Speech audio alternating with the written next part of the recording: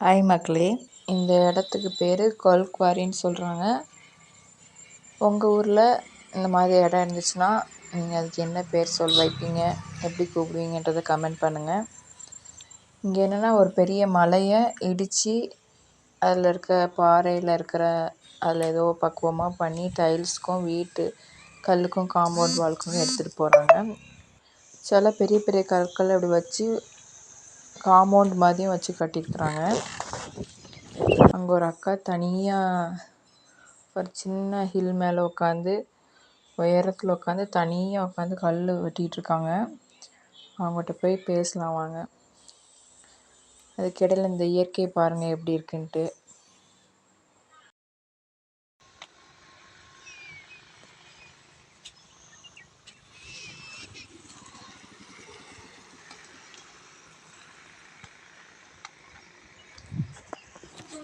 ஒரு அக்கா தனியாக காட்டுக்குள்ளே உட்காந்து இது ஒரு தொழிலாக எடுத்து பண்ணிகிட்ருக்காங்க. இது ஒரு லோடு அவங்களுக்கு அனுப்புனா 1500 1200 அப்படி கிடைக்குமா. என்னடா காட்டுக்குள்ளே இந்த அம்மா தனியாக இருக்குது. இங்கே நிறைய வடநாட்டுக்காரங்க இங்கேயே தங்கி வேலை பார்த்துட்டு போயிருக்காங்க. ஹாய்க்கா, தனியாக இருக்கீங்க, பயமா இல்லையா? ஆ,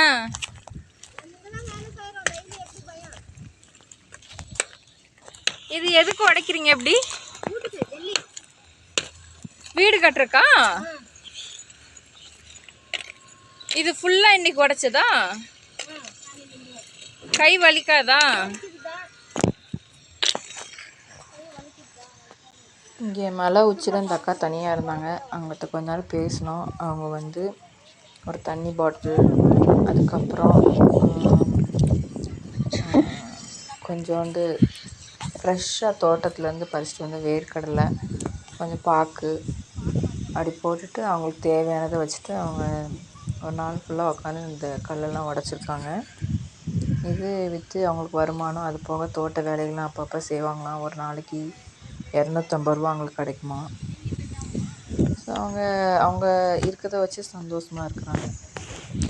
மேலேருந்து கீழே பார்க்கும்போது கீழே விழுந்தா அவ்வளோதான். ஆனால் கீழே நிறைய பேர் விவசாயம் பண்ணிட்டு இருந்தாங்க. சில பிள்ளைங்களாம் ஸ்கூலுக்கே போகாமல் இருந்து விவசாயம் பண்ணிக்கிட்டு இருக்காங்க. இங்கே ஒரு டெம்போ போச்சு பாருங்கள். இந்த டெம்போவில் நிறையா பேர் ஏற்றி வேலைக்கு கூட்டிகிட்டு போகிறாங்க. அங்கே தூரத்தில் இங்கே பாருங்கள் பக்கத்தில். அப்புறம் அந்த ஆப்போசிட் இடத்துலையும் நிறையா டைல்ஸ் பண்ணுறாங்க. அந்த மலையை தரமட்டமாக ஆக்கிட்டாங்க. நாங்கள் போன அன்றைக்கி நிறைய வேலை நடந்துருந்துச்சு.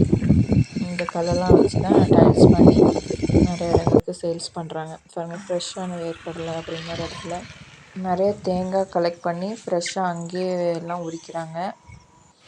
நார்த் இந்தியன்ஸ் இங்கே போகிற வழியில் நிறைய நார்த் இந்தியன்ஸ் நாடோடிகள் மாதிரி ஒரு வேனில் நிறைய பேர் தங்கியிருந்து இது அருவாள்லாம் விற்றுட்டு இருந்தாங்க.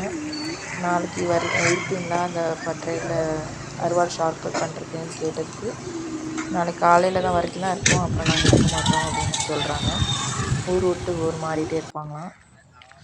இங்கே நிறைய பேர் டென்ட் போட்டு தங்கியிருந்தாங்க. அவங்கக்கிட்ட போய் பேசணும். அங்கேயே விறகடுப்பு வச்சு சமையல் பண்ணி சாப்பிட்றாங்க. அவங்க தொழில் என்னன்னு கேட்டோம். அவங்க இந்த காஸ்மெட்டிக் திங்ஸ்லாம் ஊர் ஊராக போய் சேல்ஸ் பண்ணுவாங்களாம். பிள்ளைங்களெல்லாம் படிக்கிறதுக்கு அனுப்புறதில்ல.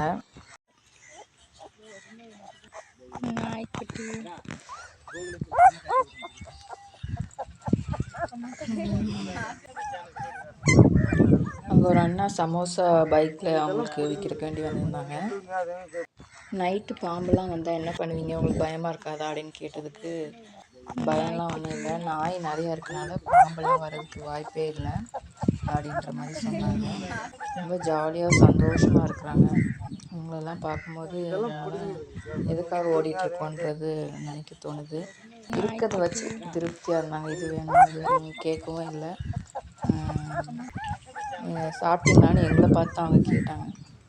ஸோ இந்த வீடியோ உங்களுக்கு பிடிச்சிருந்தா லைக் பண்ணுங்கள், கமெண்ட் பண்ணுங்கள், ஷேர் பண்ணுங்கள். தேங்க்யூ மக்களே. நாய்க்குட்டி.